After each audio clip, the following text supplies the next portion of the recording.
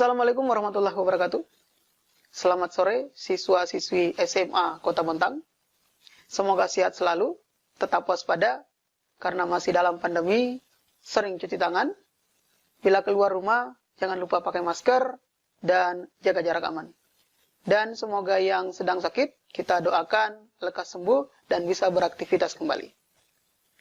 Pada sore hari ini, kita akan belajar tentang turunan fungsi trigonometri, materi matematika peminatan untuk jurusan MIPA kelas 12. Bersama saya, Bapak Al-Misbah dari SMA IT Yabis Bontang. Baiklah, kita langsung ke pembelajarannya. Pada kesempatan ini kita akan membahas tentang penggunaan turunan fungsi trigonometri. Jadi ada beberapa bidang matematika yang lain atau materi yang lain yang terkait dengan turunan fungsi trigonometri. Jadi turunan yang kita pelajari sebelumnya kita bisa gunakan untuk mencari nilai-nilai yang lain yang ada di dalam matematika. Jadi istilahnya lanjutan daripada turunan fungsi trigonometri. Oke. Kebanyakan alat elektronik samaan ini dirancang berbentuk ringkas. Tujuannya alat-alat itu mudah dibawa atau dipindahkan serta hemat energi. Sebagai contoh, teknologi LED digunakan pada monitor komputer. Ya, jadi smartphone yang kita gunakan sekarang juga ada TV LED dan laptop. Ya, penggunaan teknologi LED membuat benda-benda tersebut terlihat ringan dan ringkas. Nah, pada alat yang menggunakan teknologi LED tersebut dilengkapi dengan adaptor yang seperti ini ya. Benda yang biasa berbentuk kotak tersebut berfungsi untuk menurunkan tegangan listrik sebelum masuk ke alat-alat elektronik. Tegangan dan arus listrik berhubungan dengan fungsi trigonometri ya. Jadi ada juga hubungannya dengan fungsi trigonometri. Kuat arus maksimum dan minimum dapat diselidiki menggunakan turunan fungsi trigonometri. Kita dapat menentukan titik stasioner fungsi ya. Dan juga kita dapat menentukan titik stasioner fungsinya. Umumnya kuat arus bernilai maksimum dan minimum berada pada titik stasioner. Ya, jadi ternyata turunan fungsi trigonometri itu dipakai dalam merancang alat-alat elektronik seperti ini. Jadi kita bisa mencari kuat arus maksimum dan minimumnya dengan menggunakan turunan trigonometri karena fungsi daripada kuat arus dan tegangan kan berhubungan dengan trigonometri. Tujuan pembelajarannya, yang pertama, peserta didik mampu menentukan titik stasioner, selang naik, selang turun, nilai maksimum, minimum fungsi, persamaan garis singgung, dan selang cekungan. Ya. Yang kedua, peserta didik mampu menggunakan konsep turunan fungsi trigonometri untuk menyelesaikan masalah-masalah dengan benar. Yang pertama, titik stasioner fungsi trigonometri. Konsep titik stasioner pada fungsi trigonometri dan fungsi aljabar tidak berbeda, berarti sama ya. Pada fungsi aljabar, titik X sama dengan A disebut stasioner jika f aksen X sama dengan 0. Demikian pula pada fungsi trigonometri. Jadi dalam fungsi trigonometri juga ya, X sama dengan A itu bisa sebagai titik stasioner pada saat f aksen X-nya sama dengan 0. Ini bisa kita cari, bisa kita gunakan nanti di contoh ya. Kita lihat di contoh. Yang kedua, selang kemonotonan fungsi trigonometri. Misalkan fx merupakan fungsi kontinu pada interval a, b. Misalkan pula x1 dan x2 terletak di dalam interval a dan a, b dan memenuhi a lebih kecil daripada x dan x1 dan x1 lebih kecil daripada x2, x2 lebih kecil daripada b. Fungsi f dikatakan naik jika f x1 lebih kecil daripada f x2. Sebaliknya dikatakan turun jika f x1 lebih besar daripada f x2. Ya, misalkan begini ya. Jadi ini fungsi naik. Dia naik ya. Naik Ya, monoton naik dan ini turun. Semakin tinggi X-nya malah dia semakin turun. Kalau ini semakin tinggi X-nya maka semakin naik fungsinya. Ya, cekungannya semakin naik seperti ini. Ini disebut sebagai fungsi naik, yang ini disebut sebagai fungsi turun. Ya, jika f aksen X lebih besar daripada 0, fungsi f dikatakan naik. Jadi f aksen X-nya nanti lebih besar daripada 0, maka fungsi f-nya dikatakan naik. Terus jika f aksen X-nya lebih kecil daripada 0, fungsi f dikatakan turun. Nah, jika f aksen X-nya sama dengan 0, maka fungsi itu tidak naik dan tidak turun. Itu adalah titik stasionernya. Oke, selanjutnya yang ketiga adalah nilai maksimum, nilai minimum, dan titik belok fungsi trigonometri. Titik stasioner A dapat menyebabkan FA menjadi menjadi nilai maksimum fungsi, menjadi nilai minimum fungsi, atau menjadi titik belok fungsi. Hal tersebut dapat digunakan uji turunan pertama dan kedua. Yang pertama, uji turunan pertama. Kita lihat di sini, ini adalah ilustrasi dari fungsi naik, terus fungsi turun, maksimum dan minimumnya kelihatan ya. Ini maksimum, ini minimum, dan ini dia turun terus turun lagi. Yang ini naik terus naik lagi. Biasa disebut dengan fungsi monoton turun dan fungsi monoton naik. Titik X sama dengan A adalah titik stasioner Fx sehingga F aksen A sama dengan 0. Dari gambar pertama, untuk F aksen X-nya lebih besar daripada 0 dan X-nya lebih kecil daripada A, dan F aksen X-nya lebih kecil daripada 0 dan X-nya lebih besar daripada A, maka titik A, FA disebut titik balik maksimum. Yang ini ya. Ya, titik balik maksimumnya dengan FA disebut dengan nilai maksimum Fx-nya. Ya, jadi FA-nya ini yang atas ini adalah nilai maksimumnya. Dari gambar diketahui yang kedua ya, gambar yang kedua ini F aksen X-nya itu lebih kecil daripada 0. Jadi F aksen X-nya lebih kecil daripada 0 untuk X lebih kecil daripada A, dan F aksen X-nya lebih besar daripada 0 untuk X lebih besar daripada A. Titik A, FA disebut titik balik minimum dan nilai FA disebut dengan nilai minimumnya. Jadi kelihatan ini ya. Nah, jadi semakin A-nya lebih besar maka F aksennya juga besar.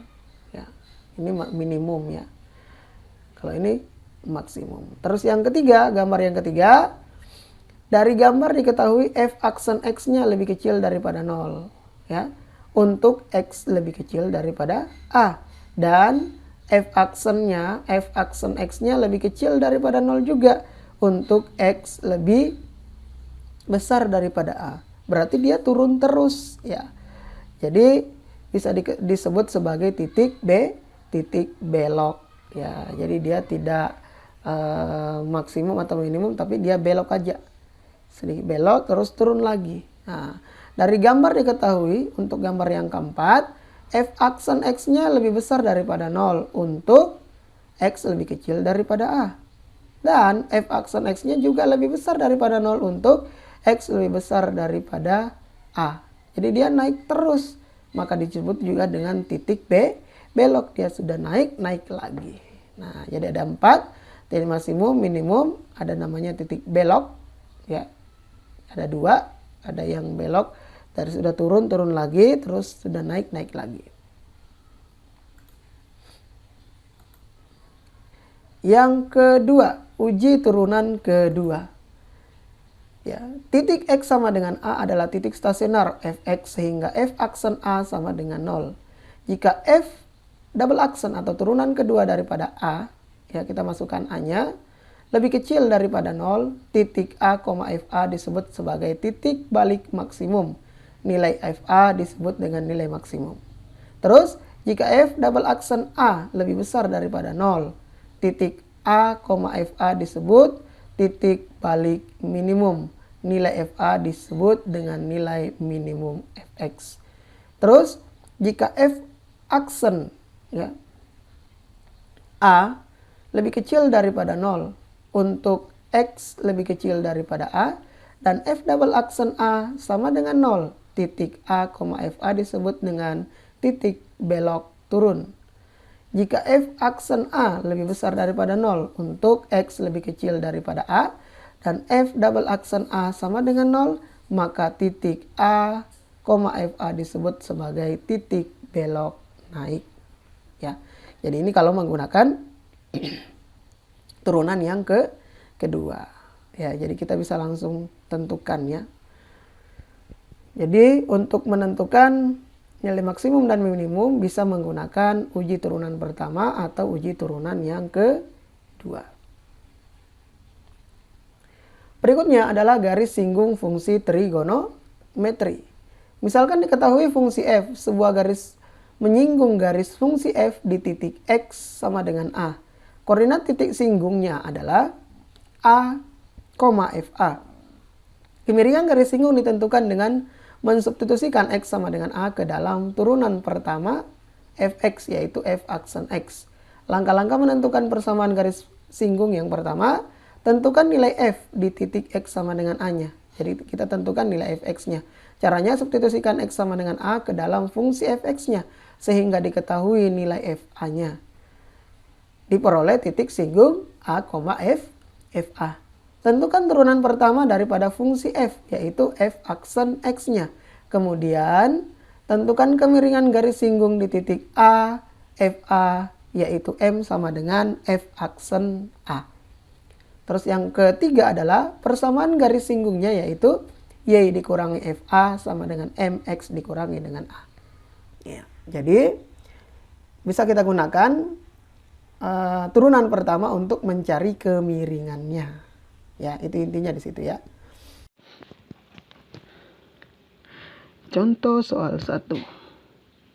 Diketahui fungsi fx sama dengan 3 sin x tambah pi per 2 untuk interval 0 lebih kecil sama dengan x, lebih kecil sama dengan 2pi. Tentukan titik stasioner fungsi f. Yang kedua, tentukan interval mana fungsi f naik atau turun. Untuk titik stasioner fungsi, kita bisa menentukan titik stasioner fungsi dengan menggunakan turunan pertama daripada fungsinya. Tadi fungsinya adalah fx sama dengan 3 sin x ditambah dengan pi per 2. Jadi turunannya kita tentukan dulu. F aksen x-nya, kita sudah belajar turunan kemarin bahwa kalau bentuknya seperti ini, maka bisa kita gunakan aturan rantai. Jadinya 3-nya tetap, sin turunannya adalah cos x ditambah pi per 2 dikali dengan turunan daripada yang di dalam, turunan daripada x tambah pi per 2. Turunan daripada x adalah 1, turunan daripada pi per 2 ini adalah konstan, berarti 0. Jadi turunan daripada x tambah pi per 2 adalah 1. Makanya f aksen x-nya itu sama dengan 3 cos x ditambah pi per 2. Nah, terus untuk menentukan nilai atau titik stasionernya, maka f aksen x-nya itu sama dengan 0. Jadinya 3 cos x ditambah pi per 2 itu sama dengan 0. Atau masing-masing kita bagi 3. Jadinya cos x ditambah pi per 2 itu sama dengan 0. Ya. Nah, kita cari cos yang bernilai 0. Cos yang bernilai 0 berarti cos 90. Jadi cos x ditambah pi per 2 sama dengan 90 berarti 1/2 pi atau pi per 2. Berarti sama dengan cos pi per 2. Nah, kita ingat kembali pelajaran kita di kelas 11 tentang fungsi trigonometri. Fungsi trigonometri itu kalau di sini cos maka akan terbagi menjadi 2. Misalkan kita tulis gini, cos X sama dengan cos alfa, maka ini akan terbagi menjadi 2. Yang pertama adalah jadinya alfa ditambah K kali 360 atau 2 pi. Yang kedua adalah negatif alfa ditambah dengan K kali 2 pi. Ini kalau cos, ya, beda lagi kalau sin, ya. Nah, jadinya kalau bentuknya adalah cos X ditambah pi per 2 sama dengan cos pi per 2, maka yang ini semuanya dari X. Yang di depan sini, terus yang ini jadi alfanya. Alfanya berarti pi per 2. Maka kalau kita menggunakan aturan ini, yang pertama bisa kita tulis alfanya adalah X-nya adalah X ditambah pi per 2 sama dengan alfanya berarti pi per 2 ditambah dengan K kali 2 pi.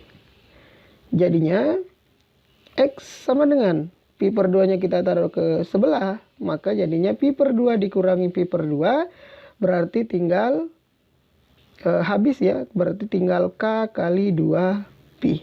Ini untuk bagian yang pertama. Kita cari, kita ganti K-nya sama dengan 0 pertama, jadinya X sama dengan 0 dikali 2 pi. Hasilnya adalah 0.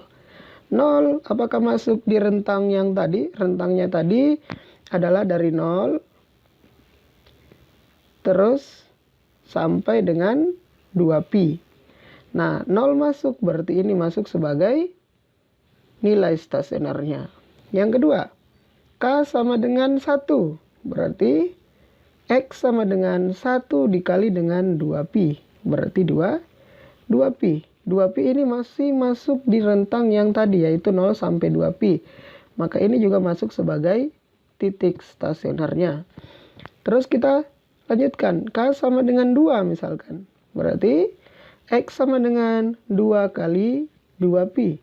2 kali 2 pi berarti 4 pi. 4 pi ini sudah tidak masuk lagi di rentang 0 sampai 2 pi. Berarti ini sudah tidak termasuk titik stasioner. Dan untuk bagian pertama kita berhenti di sini. Nah, kita lanjut ke bagian yang kedua. Bagian yang kedua adalah negatif alfa ditambah dengan K kali 2 pi. Berarti X ditambah dengan pi per 2 sama dengan alfanya kan tadi pi per 2. Berarti negatif pi per 2 ditambah K kali 2 pi. Jadinya X sama dengan ini ke sebelah, jadi pi per 2 negatif pi per 2 dikurangi pi per 2 ditambah dengan K kali 2 pi. Jadinya X sama dengan negatif pi per 2 dikurangi pi per 2 kan negatif pi atau negatif 1 pi. Ditambah dengan K kali 2 pi.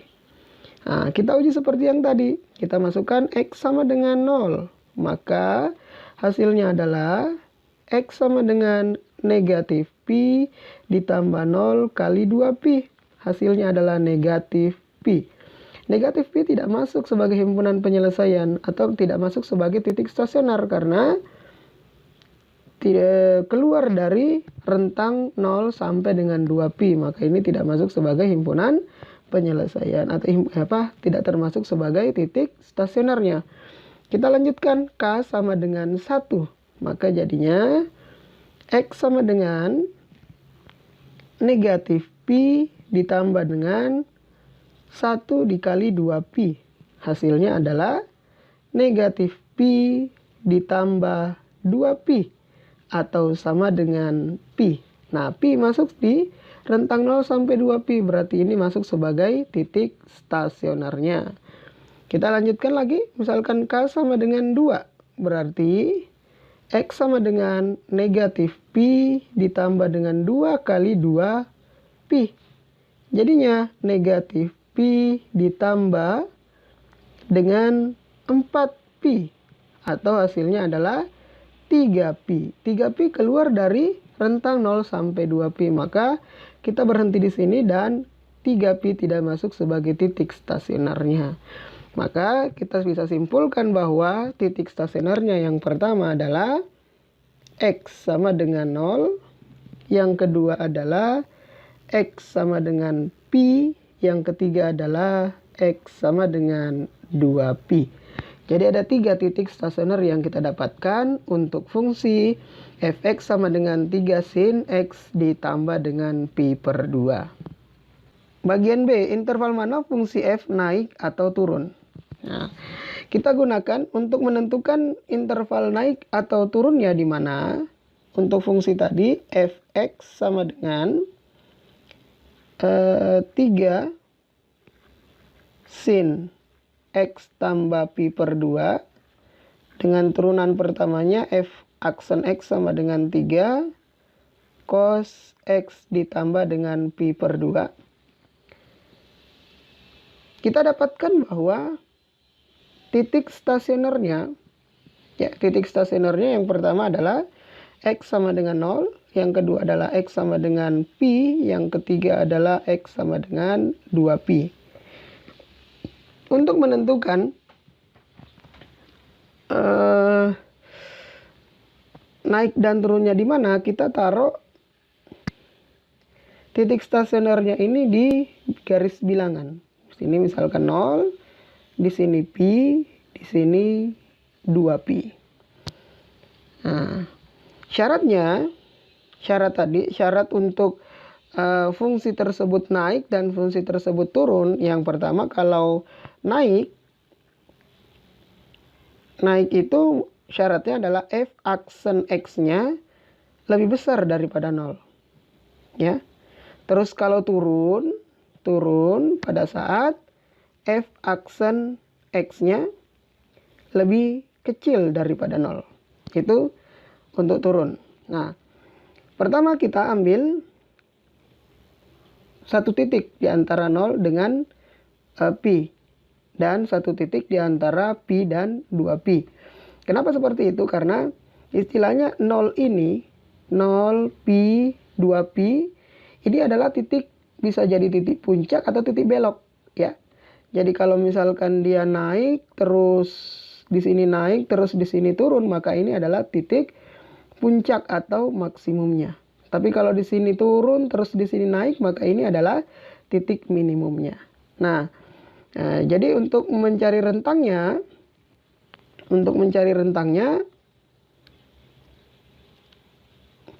kita mengambil beberapa titik di antara ketiga titik stasioner ini. Misalkan antara 0 dengan pi kita ambil pi per 2 atau 1/2 pi.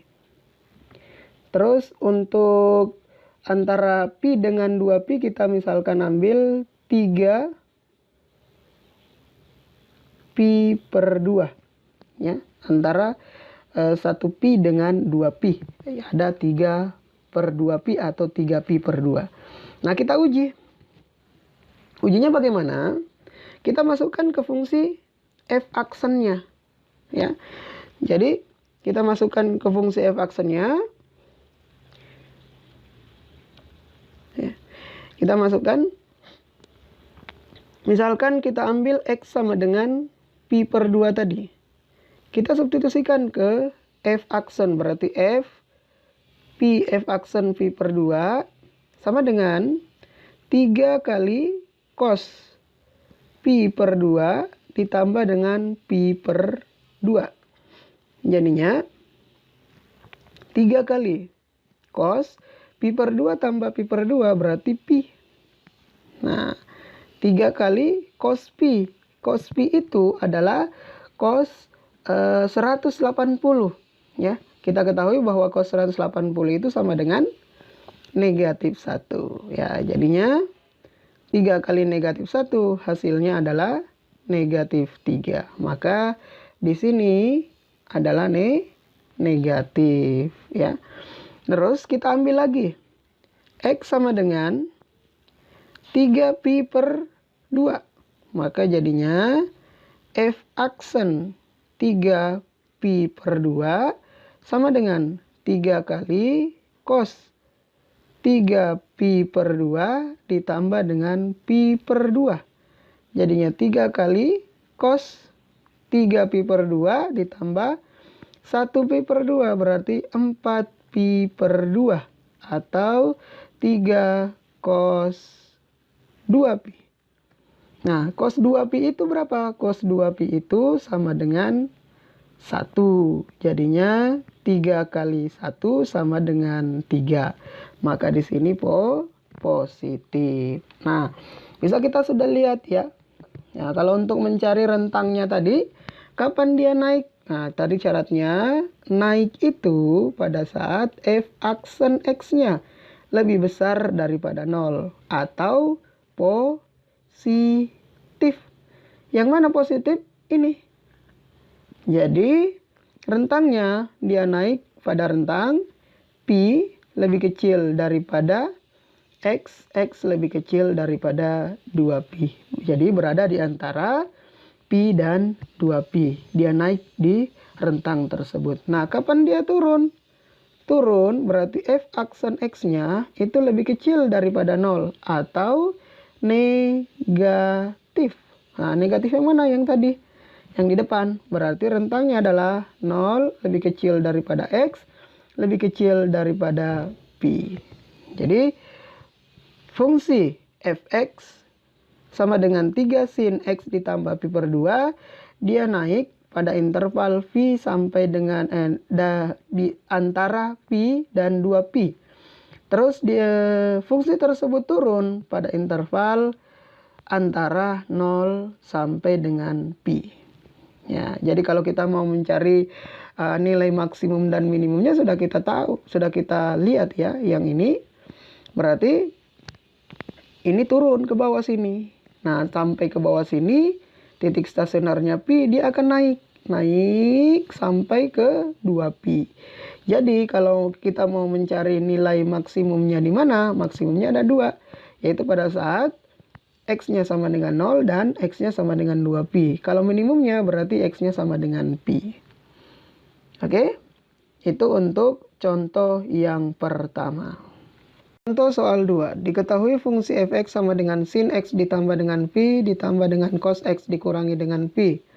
Untuk interval 0 sampai dengan 2pi. Tentukan titik stasioner fungsinya. Yang kedua interval kecekungan fungsi f-nya. Terus yang ketiga adalah persamaan garis singgung fungsi f di titik 7pi per 4,0. Yang pertama kita akan menentukan titik stasioner fungsi f-nya. Kita ketahui bahwa fungsinya adalah fx sama dengan sin x dikurangi dengan pi ditambah dengan cos x dikurangi dengan pi.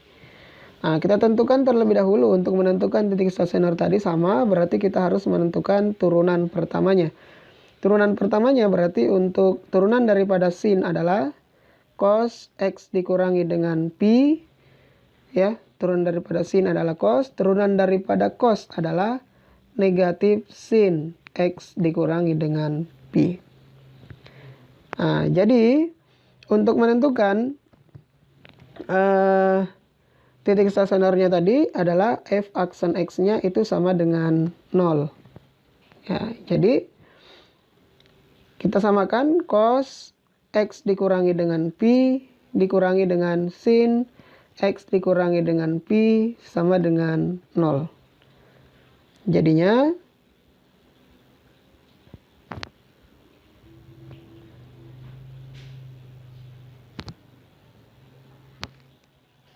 cos x dikurangi dengan pi sama dengan sin x dikurangi dengan pi. Atau bisa kita tukar sin x dikurangi dengan pi sama dengan cos x dikurangi dengan pi. Setelah itu kita bagi kedua ruas dengan cos x dikurangi dengan pi. Ini juga kita bagi dengan cos x dikurangi dengan pi. Jadinya sin per cos adalah tangan x dikurangi dengan pi. Cos per cos berarti sama dengan 1. Tangan yang bernilai 1 berarti tangan 45 atau tangan pi per 4. Berarti bisa kita tulis tangan x dikurangi dengan pi sama dengan tangan pi per 4. Nah, kita gunakan lagi persamaan ini sudah menjadi persamaan trigonometri. Kalau untuk tangen itu cuma satu saja, yaitu kalau tangen X sama dengan tangen alfa, maka X sama dengan alfa ditambah dengan K kali Pi. K kali 180. Berarti bisa kita tulis X dikurangi dengan Pi sama dengan Pi per 4 ditambah dengan K kali Pi. Jadi X sama dengan Pi per 4 ditambah dengan Pi ditambah dengan K kali Pi. Atau X sama dengan 5 Pi per 4 ditambah dengan K kali Pi.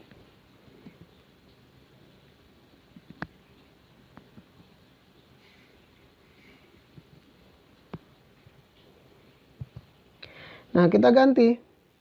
Misalkan K-nya sama dengan negatif 1. Maka X-nya sama dengan 5 Pi per 4 ditambah negatif 1 dikali dengan Pi.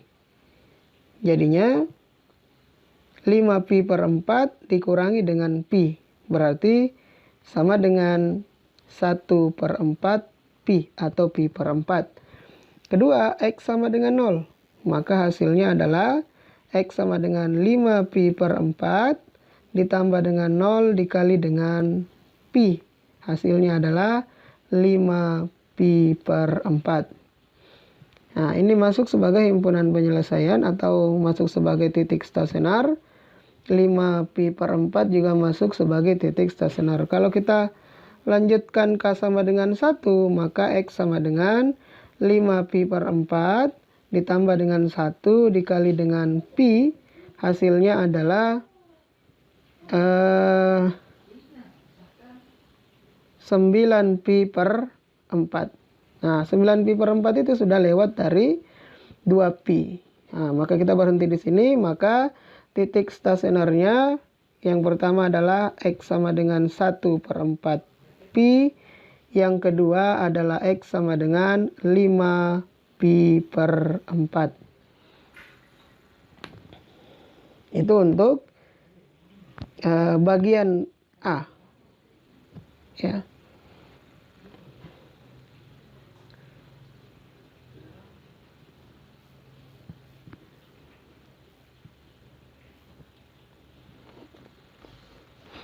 Nah, yang kedua adalah interval fungsi f cekung ke atas atau kecekungan interval kecekungan fungsinya. Untuk menentukan interval fungsi f cekung ke atas, maka kita menggunakan turunan kedua. Jadi tadi kita ketahui turunan pertama daripada fungsinya adalah cos X dikurangi dengan Pi dikurangi dengan sin X dikurangi dengan Pi. Berarti f double aksennya kita turunkan lagi nih. Turunan daripada cos adalah negatif, sin X dikurangi dengan Pi. Turunan daripada sin adalah cos, berarti dikurangi dengan cos X dikurangi dengan Pi. Nah, kita cari juga seperti halnya titik stasioner. Titik kecekungan bisa kita gunakan f double aksen sama dengan 0. Jadi negatif sin X dikurangi dengan Pi dikurangi dengan cos X dikurangi dengan Pi sama dengan 0. Jadinya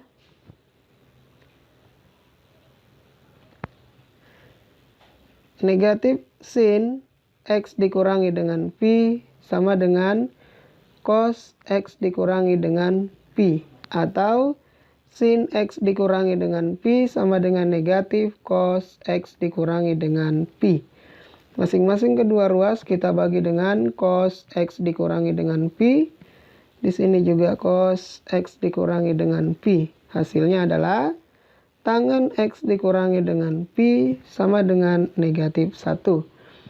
Tangen yang bernilai negatif 1 itu berarti bisa kita tulis tangan X dikurangi dengan Pi sama dengan tangan negatif 1 per 4 Pi. ya, 1/4 pi. Maka untuk mencari seperti halnya nilai stasioner tadi, kita gunakan fungsi trigonometri, yaitu X dikurangi dengan pi sama dengan negatif 1/4 pi ditambah dengan K kali pi. Jadinya X sama dengan negatif 1/4 pi ditambah dengan pi ditambah dengan K kali pi. Jadinya X sama dengan 3 pi per 4 ditambah dengan K kali pi. Jadinya kita uji lagi. Kalau K-nya sama dengan 0 misalkan, maka X sama dengan 3 pi per 4 ditambah 0. Berarti 3 pi per 4. Terus K-nya sama dengan 1. Berarti X sama dengan 3 pi per 4 ditambah dengan K 1 kali pi berarti pi. Hasilnya adalah 3 pi per 4 ditambah dengan 4 pi per 4 jadinya 7 pi per 4. Nah, kalau kita lanjutkan K sama dengan 2, itu pasti hasilnya sudah lewat dari rentang tadi. Rentangnya adalah dari 0 lebih kecil sama dengan X lebih kecil sama dengan 2 pi. Ya, maka kita berhenti di sini. Jadinya kita sudah dapatkan nilai X-nya, yaitu X sama dengan 3 pi per 4 dan X sama dengan 7 pi per 4. Kita sudah dapatkan X-nya tadi, yaitu X sama dengan 3 pi per 4 dan X sama dengan 7 pi per 4. Kita masukkan dalam garis bilangan. Ya, berarti 3 pi per 4, di sini 7 pi per 4, di sini ada 0, di sini ada 2 pi. Nah, kita uji. Kita